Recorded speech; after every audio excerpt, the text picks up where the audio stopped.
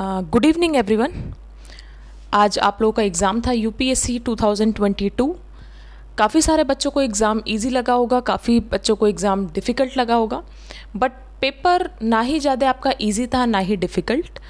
कुछ जो क्वेश्चंस थे पॉलिटी के, अभी हम क्वेश्चन जो हैं एनालाइज करेंगे, क्या क्या हैं आपके क्वेश्चंस, आंसर क्या थे।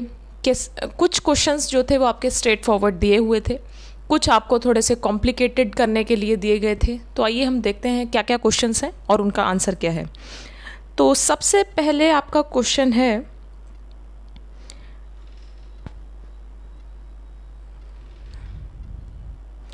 अ bill consider the following statement. So आपके ऑप्शंस दिए हुए हैं, a bill amending the constitution requires a prior recommendation of the president of India. ध्यान से देखिएगा, requires a prior recommendation of the president of India. A bill amending the constitution require a prior recommendation of the president of India. And the second statement है, when a constitutional amendment bill. यहाँ पे काफ़ी बच्चों को confusion हो गया होगा, इसमें दिया हुआ है कि कॉन्स्टिट्यूशन अमेंडमेंट बिल के बारे में बात की गई है, is presented to the president of India. It is obligatory for the president of India to give his or her assent. And the third statement is, a constitutional amendment bill must be passed by both the house of parliament by special majority and there is no provision for joint sitting. So the answer is, which of the statement is correct? तो ये question number है आपका 13। तो question number 13 में आपका दिया गया है, कॉन्स्टिट्यूशनल अमेंडमेंट बिल के बारे में बात की गई है। इसमें बोला गया, bill amending the constitution requires a prior recommendation of the president of India. क्या रिकमेंडेशन चाहिए होती है प्रेसिडेंट ऑफ इंडिया की? तो ये आपका रॉन्ग हो जाएगा, क्योंकि रिकमेंडेशन प्रेसिडेंट ऑफ इंडिया की नहीं चाहिए होती। कॉन्स्टिट्यूशन अमेंडमेंट बिल हो गया, मनी बिल भी हो गया, इसमें रिकमेंडेशन नहीं। सेकंड आंसर, सेकंड आपका दिया है, when a constitution amendment bill is presented to the president, it is obligatory for the president to give his or her assent. Yes, इसका आंसर होगा आपका, ये आंसर होगा आपका right. And the third is, constitution amendment bill must be processed by both the house of parliament by special majority and there is no provision for joint sitting. तो ये भी आपका ठीक है answer. Then the answer is 2 and 3। 2 and 3 correct होगा आपका। अब हम मूव करते हैं अपने दूसरे क्वेश्चन पे। तो ये क्वेश्चन दिया गया है आपका question number 14। The constitution of India classifies the minister into 4 ranks, cabinet minister, ministers, cabinet minister, minister of state with independent charge, minister of state and deputy minister. And the second statement is, the total number of ministers in the union government including the prime minister shall not exceed 15% of the total number of members in the लोक सभा।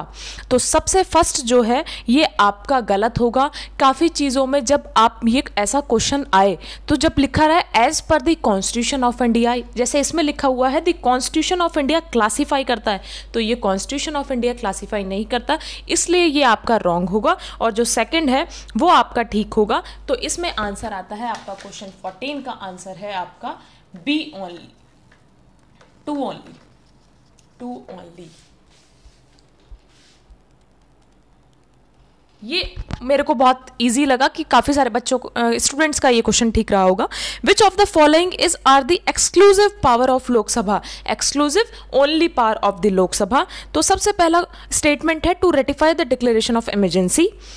Second है, to pass a motion of no confidence against the council of minister. And the third is to impeach the president of India. So the answer is B, 2 only. ये question है आपका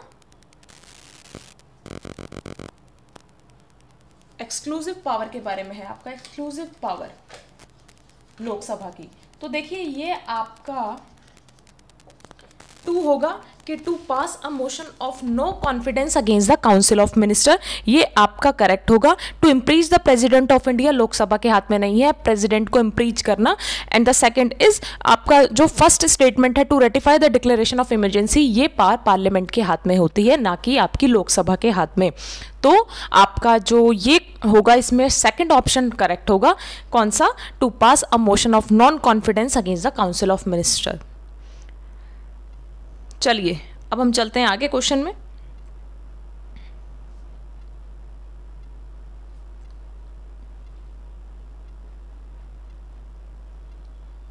1 second.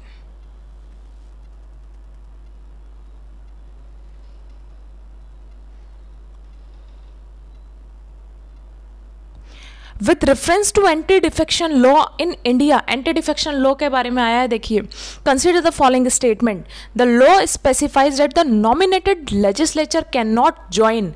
बहुत ध्यान से देखिएगा, यहाँ पे भी काफ़ी सारे स्टूडेंट कंफ्यूज हुए होंगे, और ये क्वेश्चन आपका लक्ष्मीकांत में, और जो भी आप बुक पढ़ रहे हैं लक्ष्मीकांत में, एकदम आपका पॉइंट टू पॉइंट दिया हुआ है। तो सबसे पहला है, the law specifies that a nominated legislature can not join any political party within 6 months of being appointed to the house. And the second statement is the law does not provide any time frame within which the presiding officer has to decide a defection case। तो इसका answer होगा आपका only 2। क्यों होगा? nominated members जो हैं, if he joins any political party after the expiry of 6 months from the date on which he takes his seat in the house, तो इसमें दिया हुआ है आपका nominated members can not join any political party within 6 months, तो वो 6 month के अंदर अंदर ज्वाइन कर सकते हैं। सेकेंड इसलिए आपका टिक राइट है, फर्स्ट आपका इसलिए गलत है। विद इन 6 months आप कर सकते हैं, और इसमें दिया हुआ है कि विद इन 6 months नहीं ज्वाइन कर सकते। नॉमिनेटेड मेंबर्स जो हैं आपके विद इन 6 months ज्वाइन कर सकते हैं, तो इसका आंसर आपका हो जाएगा second, the law does not provide any time frame within which the presiding officer has to decide a defection case. तो इसका आंसर हो गया आपका 2 only। 2 only हो गया आपका एंटी डिफेक्शन लॉ से जो रिलेटेड है, एंटी डिफेक्शन लॉ से, एंटी डिफेक्शन लॉ।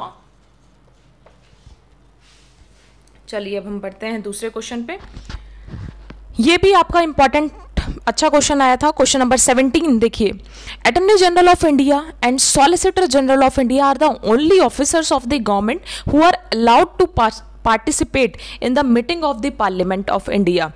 सेकेंड है इसका statement, according to the constitution of India the attorney general of India submit his resignation when the government which appoints him resign.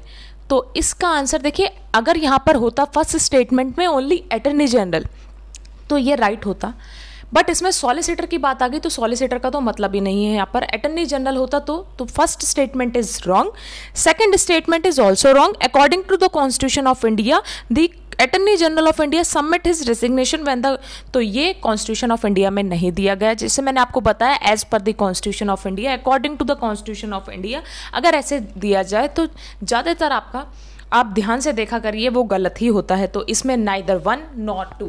Question number 17, question 17 का है neither 1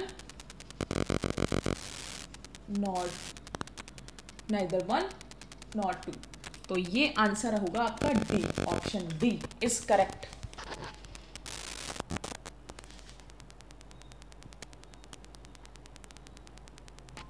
question number 20, with reference to deputy speaker of Lok Sabha consider the following statement. तो देखिए, as per the rules of procedure and conduct of business in Lok Sabha the election of deputy speaker shall be held on such date as the speaker may fix. Second statement है आपका, there is a mandatory provision. Mandatory यहाँ पर आ गया, देखिए काफ़ी सारी चीज़ें होती हैं, हमें जो देखना होता है काफ़ी गौर से। जैसे मैंडेटरी हो गया, उसमें हो गया कि ये आपका एक तरह से मैंडेटरी है, कॉन्स्टिट्यूशन से रिलेटेड है, एज पर द कॉन्स्टिट्यूशन। तो यहाँ पर है, there is a mandatory provision that election of candidate as a deputy speaker of Lok Sabha shall be from either the principal opposition party और the ruling party. Third statement है, the deputy speaker has the same power as a speaker when presiding over the sitting of the house and no appeal lies against the ruling. And the fourth one is the well established parliamentary practice regarding the appointment of a deputy speaker is the motion is moved by speaker and duly seconded by the prime minister। तो इसका आपका जो statement correct होगा question number 20 का, question number 20 का जो correct answer होगा वो होगा आपका A 1 and 3 only. 1 and 3 only आपका होगा, क्योंकि as per the rule of procedure and the conduct of business in Lok Sabha and the election of deputy speaker shall held on such day as the speaker जो fix करेगी उस दिन। And आपका third क्यों right होगा, the deputy speaker has the same power of as of the speaker. Deputy speaker की same power होती है स्पीकर वाली। तो क्वेश्चन नंबर 20 का आंसर हो गया आपका option A 1 and 3 only. Option A 1 and 3 only आपका करेक्ट हो गया।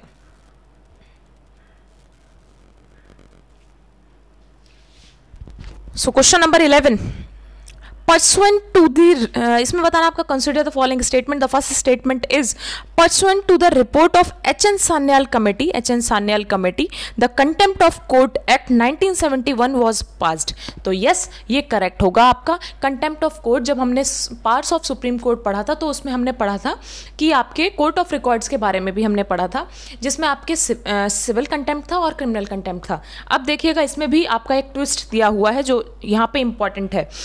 सेकेंड स्टेटमेंट है the constitution of India empowers the supreme court and the high court to punish for the contempt of themselves. Yes, ये correct है आपका। Third, the constitution of India defines the civil contempt and the criminal contempt. Wrong. Constitution of India में define नहीं है civil and आपका criminal contempt. ये आपका क्या कहते हैं कंटेम्प्ट एक्ट है, आपका कंटेम्प्ट एक्ट है, उसमें डिफाइन है। तो ये यहाँ पर कॉन्स्टिट्यूशन ऑफ इंडिया दिया गया है, इस वजह से यहाँ आप एलिमिनेशन मेथड भी यूज़ कर सकते हैं अगर आपको कोई दो पता है तो ये आपका रॉन्ग होगा। In India, the parliament is vested with the powers to make laws on the contempt of record. तो आंसर इज क्वेश्चन नंबर 11 का आंसर है 1, 2 and 4। 1, 2 and 4 क्वेश्चन नंबर कौन सा है? 11, जिसका आंसर है B 1, 2 and 4। 1, 2 and 4। Now we move forward to this next question. Question number 12 is government law officers. ये थोड़ा सा कॉम्प्लिकेटेड क्वेश्चन था, काफ़ी बच्चों का, काफ़ी स्टूडेंट्स का ठीक हुआ होगा, काफ़ी स्टूडेंट्स का ठीक नहीं हुआ होगा। तो क्वेश्चन क्या है? Government law officers and the legal firms are recognised as advocates but corporate lawyers and patent attorneys are excluded from the recognition as advocate. Wrong. Bar council have the power to lay down the rules relating to the legal education and recognition of law college. Which of the following statement is or are correct? तो answer is question number 12 का answer है 2 only. Question number 12 का answer होगा B यानी 2 only. इसका मैं आपको जो है एक सोर्स के थ्रू जहाँ से ये पढ़ा है वहाँ से मैं आपको दे दूंगी कि ये क्यों आपका टिक है, क्यों आपका ये करेक्ट है। Question number 18, with reference to the writ issue by the court. मैंने आपसे बताया था कि सुप्रीम कोर्ट में रिट्स जो है इंपॉर्टेंट है और अभी आप रिट्स मैंने आपको पढ़ाए भी थे, बहुत अच्छे से पढ़ाए थे। और मैंडेमस तो ऐसा रिट है जो आपने देख के ही ये वाला क्वेश्चन कर दिया होगा।